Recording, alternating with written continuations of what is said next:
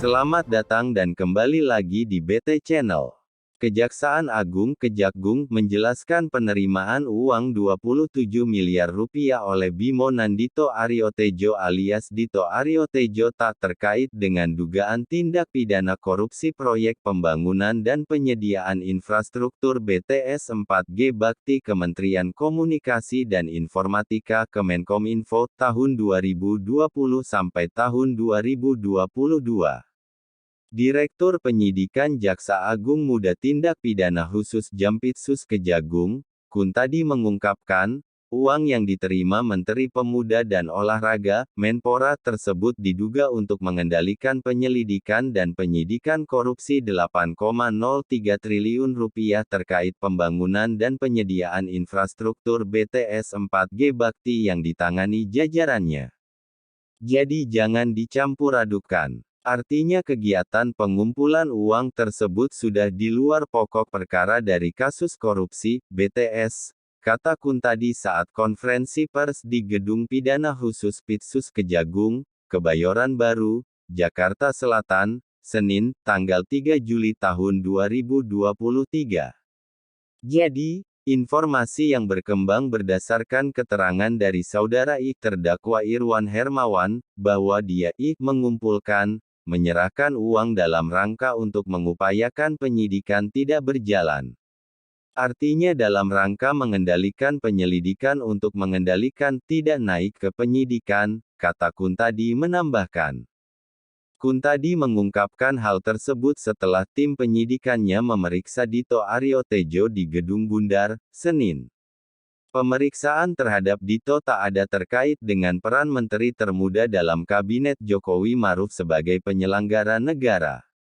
Dito diperiksa atas peran pribadinya sebagai saksi terkait dengan adanya penerimaan uang 27 miliar rupiah pemberian dari Komisaris PT Solitek Media Sinergi, Irwan Hermawan, salah satu terdakwa dalam kasus korupsi dan pencucian uang TPPU BTS 4G Bakti Kemenkominfo. Kuntadi menerangkan, Dito diperiksa selama 2,5 jam sejak pukul 13 waktu Indonesia Barat. Sebanyak 24 pertanyaan diajukan penyidik kepada politikus muda Partai Golkar tersebut. Terkait dengan materi pertanyaan, kata Kuntadi, tentu saja tak dapat disampaikan. Dari permintaan keterangan tersebut, kata Kuntadi, terungkap pemberian 27 rupiah oleh terdakwa Irwan kepada Dito terjadi di luar waktu periode saat terjadinya korupsi BTS 4G Bakti yang diungkap Kejagung. Namun jelas, bahwa peristiwa tersebut penerimaan uang 27 miliar rupiah itu di luar tempus dan lokus peristiwa terjadinya pidana korupsi, BTS, kata Kuntadi. Kuntadi tak menjelaskan kapan terjadinya tindak pidana korupsi BTS 4G Bakti Kemenkominfo yang dalam penyidikan Kejagung sampai hari ini. Tetapi mengacu dakwaan para terdakwa yang sudah diajukan ke persidangan, periode waktu korupsi BTS 4G Bakti sepanjang November tahun 2020 sampai Januari tahun 2022. Sementara pemberian uang 27 miliar rupiah oleh Irwan kepada Dito terjadi pada rentang periode November sampai Desember tahun 2022. Pemberian uang untuk Dito tersebut, terungkap dalam berita acara pemeriksaan BAP Irwan Hermawan saat diperiksa sebagai saksi atas tersangka Windy Purnomo. Jadi apakah uangnya dari hasil korupsi? Belum tentu. Peristiwa itu ada atau tidak, itu kami masih dalami, apakah ada atau tidak, ujar Kuntadi. Dito usai diperiksa mengatakan, merasa terbebani dengan tudingan terhadap dirinya yang dikait-kaitkan dengan korupsi BTS 4G Bakti Kemenkominfo.